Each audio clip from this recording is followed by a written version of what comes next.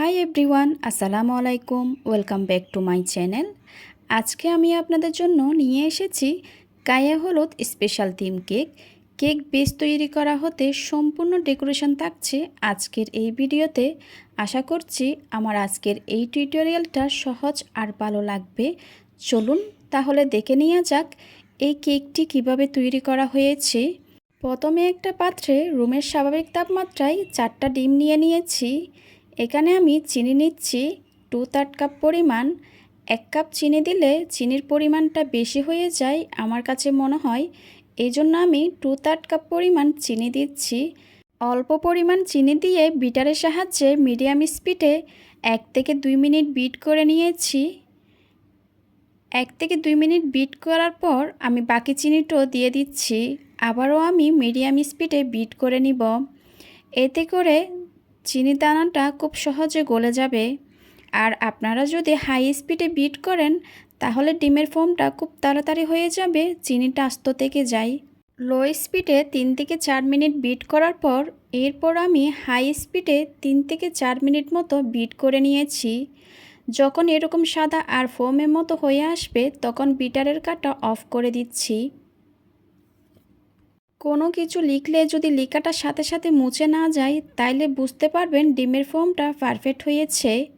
3 table চামচ দিয়ে দিচ্ছি রান্না করার সয়াবিন তেল। 2 চা চামচ দিয়ে দিচ্ছি অরেঞ্জ ইমালশন। আমি একটু অরেঞ্জ ইমালশনটা বেশি দিচ্ছি। আর কয়েক ফোঁটা আমি ফুড কালার দিয়েছি। আপনারা চাইলে ফুড কালারটা স্কিপ করতে পারেন। এখানে আপনারা আপনাদের পছন্দ অনুযায়ী যে কোনো এসেন্স বা ইমালশন ব্যবহার করতে পারেন। বিটারের সাহায্যে লো স্পিডে বিট করে নিব। আবার সব কিছুকে একত্রে ভালোভাবে মিশিয়ে নিচ্ছি। মিশিয়ে নেওয়া হয়ে গেলে বিটার সরিয়ে নিব। এখন এর মধ্যে সব শুকনো উপকরণগুলো দিয়ে দিব। এই জন্য একটা চাকনি নিয়ে নিয়েছি। এর মধ্যে নিয়ে নিচ্ছি 3/4 কাপ পরিমাণ ময়দা। 2 টেবিল চামচ দিয়ে দিচ্ছি কর্নফ্লাওয়ার।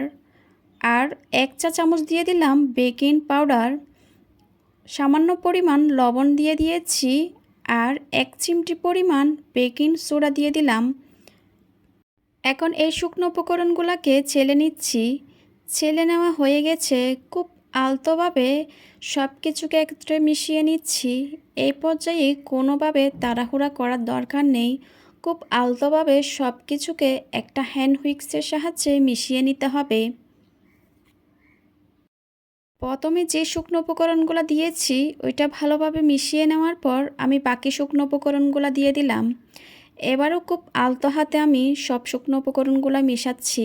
আগে থেকে ওভেনটা 160 ডিগ্রিতে 10 মিনিটের জন্য প্রিহিট করে নিয়েছি। মিশিয়ে নেওয়া হয়ে গেছে। কেকের ব্যাটারটা পুরোপুরি তৈরি। এখন একটা 9 ইঞ্চি মোল্ডে সম্পূর্ণ ব্যাটারটা ঢেলে নিব। আমি একটু ট্যাপ করে ওভেনে দিয়ে দিলাম 25 থেকে 30 মিনিটের জন্য। কেকটা ওভেন থেকে বের করে নিয়েছি। কেকটা হতে 25 মিনিট লেগেছিল। কারো ক্ষেত্রে সময়টা একটু বেশি বা কম লাগতে পারে। এখন একটা ব্রেড নাইফ দিয়ে কেকটা আমি তুলে নিচ্ছি। আপনারা অবশ্যই স্ক্রিনে দেখে বুঝতে পারছেন কেকটা একটুও চুপসে যায় নাই। আপনারা যদি আমার রেসিপিটা হুবহু ফলো করেন আপনাদের কেকটা অনেক বেশি সফট থাকবে আর উপরে কোনো ভেজা ভাবও থাকবে না। হাইটে কিন্তু আমার কেকটা উঁচু ছিল, আপনারা অবশ্যই দেখে বুঝতে পারছেন। এবার কেকটা আমি 2টা ভাগে স্লাইস করে নিচ্ছি। আপনারা চাইলে 3টা বা 4টা পাতলা করে লেয়ারিং করতে পারেন। আমি অবশ্যই 2টা লেয়ার করব। আমি একটু দেখিয়ে দিচ্ছি কেকটা কতটা সফট হয়েছে। অবশ্যই আপনারা দেখে বুঝতে পারছেন কতটা সফট হয়েছে কেকটা। এবার একটা কেকের উপরে দিয়ে দিচ্ছি সুগার সিরাপ। হাফ কাপ দুধের সাথে 3 টেবিল চামচ চিনি মিশিয়ে সুগার সিরাপ তৈরি করে নিয়েছি। কেক ডেকোরেশনের জন্য অবশ্যই সুগার সিরাপটা প্রয়োজন। সিরাপ ব্যবহার না করলে কেকটা খেতে কিন্তু ড্রাই লাগবে। সুগার সিরাপ দিয়ে দেওয়া হয়ে গেলে এর উপরে দিয়ে দিচ্ছি ক্রিম। আজকের এই কেকটা ডেকোরেশনের জন্য হুইপিং ক্রিম নিয়েছি 1 কাপ পরিমাণ। এবার প্যালেট নাইফের সাহায্যে আমি একটু সমান করে নিচ্ছি। ক্রিমটার চারপাশে আমি একটু ছড়িয়ে দিচ্ছি। ক্রিমটা ভালোভাবে ছড়িয়ে নেওয়া হয়ে গেলে আমি কেকের দ্বিতীয় লেয়ারটাও বসিয়ে দিব। আর আমি যেই লেয়ারটা একেবারে নিচু ছিল এটা আমি ওপরে বসিয়ে দিয়েছি। আবারও আমি সুগার সিরাপ দিয়ে দিচ্ছি। কেকটা ভালোভাবে আমি সুগার সিরাপ দিয়ে দেওয়ার পর ক্রাম কোটিং করে নিব। এই জন্য অল্প পরিমাণ ক্রিম দিয়ে ভালোভাবে আমি ক্রাম কোটিং করে নিচ্ছি। যারা নতুন কাজ করছেন তারা অবশ্যই ক্রাম কোটিং করবেন। এতে করে পরবর্তী যখন ক্রিম দিবেন তখন কেকের ফিনিশিংটা খুব ভালো আসবে।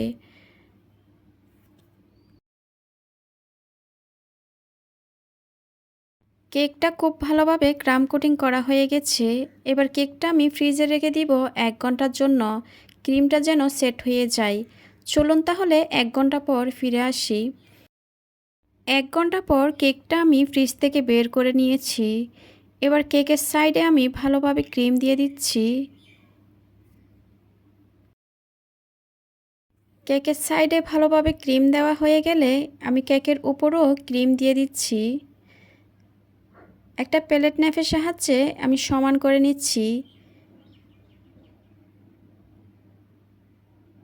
যতটুকু সম্ভব স্মুথ একটা ফিনিশিং নিয়ে আসব। কেকের উপর যেই অতিরিক্ত ক্রিমটা হয়েছে এটা প্লেট নাইফের সাহায্যে আমি তুলে নিচ্ছি। আপনারা অবশ্যই স্ক্রিনে দেখে বুঝতে পারছেন কিভাবে কাজটা করা হচ্ছে। যে জায়গায় ক্রিম কম হয়েছে আমার মনে হচ্ছে ওই জায়গায় আবারও অল্প পরিমাণ ক্রিম দিয়ে দিচ্ছি। কেকের সাইডে স্মুথ ফিনিশিং চলে আসলে উপরও আমি স্মুথ করে নিব। একটা স্মুথ ফিনিশিং হয়ে গেছে। এবার আমি আগে থেকে কিছু টপার তৈরি করে রেখেছি। এবার একে একে টপারগুলো আমি বসিয়ে দিচ্ছি। প্রথমে শাড়িটা বসিয়ে দিয়েছি, এবার কোলাটা বসিয়ে দিলাম, এবার লেখাটাও বসিয়ে দিয়েছি। কিছু ফুল তৈরি করেছি, একে একে কেকের উপর আমি ফুলগুলো বসিয়ে দিব। আমি কিছু সুগার বল দিয়ে দিচ্ছি, দেখতে যেন আরও ভালো লাগে কেকটা। এরই মধ্যে আমার কেক ডেকোরেশন কমপ্লিট হয়ে গেছে। আমার ভিডিও ভালো লাগলে অবশ্যই আমার চ্যানেলটা সাবস্ক্রাইব করবেন। হ্যালো এভরিওয়ান, আসসালামু আলাইকুম। Welcome back to my channel FC bakery. আজকে আমি আপনাদেরকে তৈরি করে দেখাবো গায়ে হলুদ স্পেশাল থিম কেক। আর এটা আমি চুলায় তৈরি করে দেখাবো। যাদের কাছে ওভেন নেই তারাও এই কেকটা তৈরি করতে পারবেন। ডিটেলস আকারে শেয়ার করেছি। চলুন তাহলে রেসিপিটি দেখে নেওয়া যাক। প্রথমে আমরা কেকের বেসটা তৈরি করে নিব। এর জন্য একটা শুকনো বাটিতে 6টা ডিম নিয়ে নিলাম। আমি আজকে কুসুম আর সাদা অংশ আলাদা করি নাই। এর মধ্যে দিয়ে দিয়েছি চিনি, যেটা আমরা আস্ত দানা চিনি খাই। এবার একটা ইলেকট্রিক বিটারের সাহায্যে বিট করে নিব। আজকের এই কেকটা হচ্ছে 6 ডিমের একটা 3 পাউন্ডের কেক। আর এখানে আমি আস্ত দানা চিনিটা ব্যবহার করেছি 1 কাপ হয়ে আরও 1/4 কাপ পরিমাণ। আমি 1.5 কাপ চিনি ব্যবহার করব না। 1.5 কাপ চিনি দিলে আমার কাছে মনে হয় অতিরিক্ত মিষ্টি হয়ে যায়। আপনারা আপনাদের টেস্ট অনুযায়ী বুঝে চিনিটা দিবেন।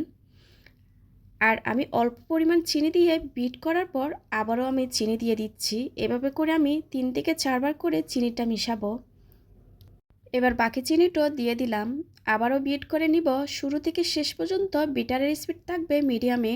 হাই স্পিডে যদি বিট করেন ডিমের ফোমটা তাড়াতাড়ি হয়ে যাবে, চিনিটা আস্ত থেকে যায়। আপনাদের সাথে কথা বলতে বলতে ডিমের ফোমটা হয়ে এসেছে। এবার দিয়ে দিলাম 1/4 কাপ পরিমাণ রান্নার সয়াবিন তেল। এবার দিয়ে দিচ্ছি ইমালশন, অরেঞ্জ ইমালশন 2 চা চামচ পরিমাণ দিলাম। আমি আজকে ফুড কালার দিব না। ইমালশনে কিন্তু কালার এসেন্স দুইটাই থাকে। এবার আমি সব কিছুকে একটু বিট করে মিশিয়ে নিচ্ছি। ওভার বিট কিন্তু করা যাবে না, ওভার বিট করলে ডিমের ফোমটা বসে যাবে। বিট করা হয়ে গেছে, এবার বিটারটা আমি সরিয়ে নিব। এখন শুকনো উপকরণগুলো দিয়ে দিব। এর জন্য একটা ছাঁকনি নিয়ে নিলাম। ছাঁকনিতে আমি প্রথমে 1 কাপ পরিমাণ ময়দা দিয়ে দিয়েছি। ময়দাটা খুব ভালোভাবে ছেলে নিচ্ছি। তারপর একটা হ্যান্ড হুইক্সের সাহায্যে আলতো হাতে ফোল্ড করে করে মিশিয়ে নিব। আপনারা যেরকম স্ক্রিনে দেখতে পাচ্ছেন আমি কিন্তু তাড়াহুড়া করছি না, খুব আলতো হাতে ফোল্ড করে করে শুকনো উপকরণগুলো মিশিয়ে নিচ্ছি। এবার আমি আরও 1/2 কাপ পরিমাণ ময়দা দিয়ে দিলাম। এই 6 ডিমের কেকের জন্য আমি টোটাল 1.5 কাপ পরিমাণ ময়দা ব্যবহার করব। আবারও শুকনো উপকরণগুলো আলতো হাতে মিশিয়ে নিচ্ছি। আর আমি শুকনো উপকরণগুলো একবারে না দিয়ে 2 থেকে 3 বার করে দিচ্ছি। এবার দিয়ে দিলাম কর্নফ্লাওয়ার। আমি এখানে 3 টেবিল চামচ কর্নফ্লাওয়ার দিয়েছি। 2 চা চামচ পরিমাণ বেকিং পাউডার দিয়ে দিলাম। 1/4 টিস্পুন পরিমাণ লবণ দিয়ে দিয়েছি। আপনারা অবশ্যই স্পঞ্জ কেকে কর্নফ্লাওয়ারটা ব্যবহার করার চেষ্টা করবেন, এতে করে কেকটা অনেক বেশি সফট আর স্পঞ্জি হবে। শুকনো উপকরণটা খুব ভালোভাবে আমি মিশিয়ে নিয়েছি। এবার একটা স্প্যাচুলার সাহায্যে আমি আরেকটু ভালোভাবে মিশিয়ে নিচ্ছি। মিশিয়ে নেওয়া হয়ে গেলে আমি 10 ইঞ্চি একটা মোল্ডে সম্পূর্ণ ব্যাটারটা ঢেলে একটু ট্যাপ করে নিয়েছি। এবার কেকটা বেক করার জন্য চুলায় চলে যাব। চুলায় আগে থেকে একটা পাতিল বসিয়ে রেখেছি। পাতিলটা আমি 10 মিনিটের জন্য গরম করে নিয়েছি।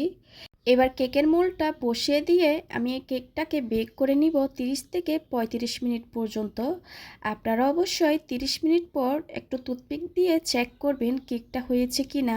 আমার কেকটা হতে সময় লেগেছিল 35 মিনিট।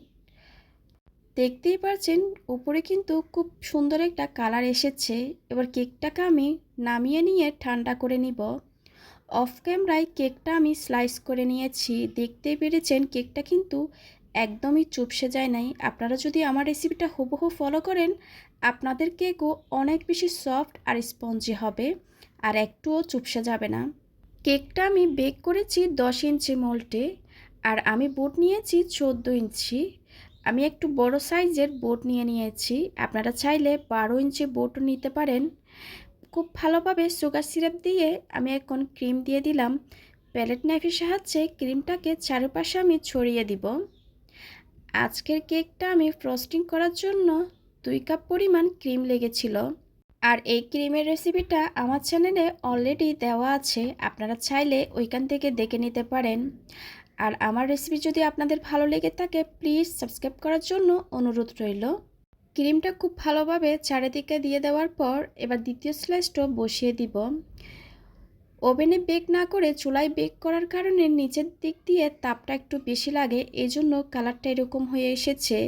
কিন্তু এটা কিন্তু টেস্টের কোনো পরিবর্তন হবে না। আবার আমি খুব ভালোভাবে সুগার সিরাপ দিয়ে দিলাম। এবার কেকটাকে আমি খুব ভালোভাবে ক্রাম কোটিং করে নিব। অবশ্যই কেকের ক্ষেত্রে কিন্তু ক্রাম কোটিংটা করা খুবই দরকার, এতে করে উপরে ক্রামগুলো উঠে আসবে না। কেকের সাইডে খুব ভালোভাবে ক্রিমটা দিয়ে দেওয়া হয়ে গেলে আমি উপরেও ক্রিম দিয়ে দিব। এবার বোর্ডটা ভালোভাবে মুছে আমি ফ্রিজে রেখে দিব কেকটা সেট হওয়ার জন্য। 1 ঘন্টার জন্য আমি ফ্রিজে রেখে দিব। আপনাদের হাতের কাছে যদি কম সময় থাকে, আপনারা 10 থেকে 15 মিনিট পর্যন্ত রাখার চেষ্টা করবেন। 1 ঘন্টা পর ফ্রিজ থেকে বের করে আমি আবারও ক্রিম দিয়ে দিচ্ছি। এই পর্যায়ে আমি মোটা করে ক্রিম দিব, আপনারা যেরকম স্ক্রিনে দেখতে পাচ্ছেন। আমার চ্যানেলে অনেকগুলো কেকের রেসিপি আছে, আপনারা চাইলে ওইখান থেকে যে কোনো রেসিপি দেখতে পারেন। কেকের সাইডে খুব ভালোভাবে ক্রিম দেওয়া হয়ে গেলে উপরেও আমি ক্রিম দিয়ে দিচ্ছি। আপনারা যদি কিছু বুঝতে না পারেন, সেটা আমাকে কমেন্ট সেকশনে গিয়ে কমেন্ট করতে পারেন। আমি অবশ্যই আপনাদের প্রশ্নের উত্তরগুলো দেওয়ার চেষ্টা করব। আপনাদের সাথে কথা বলতে বলতে আমি খুব ভালোভাবে ক্রিমটা দিয়ে দিয়েছি। এখন একটা প্যালেট নাইফের সাহায্যে ক্রিমগুলো আমি সমান করে দিচ্ছি। এবার কেকের সাইডে আমি একটা স্ক্রাবারের সাহায্যে স্মুথ একটা ফিনিশিং দিয়ে দিচ্ছি। কেকের সাইডে স্মুথ একটা ফিনিশিং চলে আসলে প্যালেট নাইফ দিয়ে আমি স্মুথ করে নিব। আর যতবার আমি প্যালেট নাইফ দিয়ে করব, ততবার প্যালেট নাইফটা মুছে নিয়েছি। আগে থেকে আমি কিছু ফন্ডেন্ট টপার তৈরি করে রেখেছি। এবার কেকের উপর একে একে ফন্ডেন্ট টপারগুলো বসিয়ে দিচ্ছি।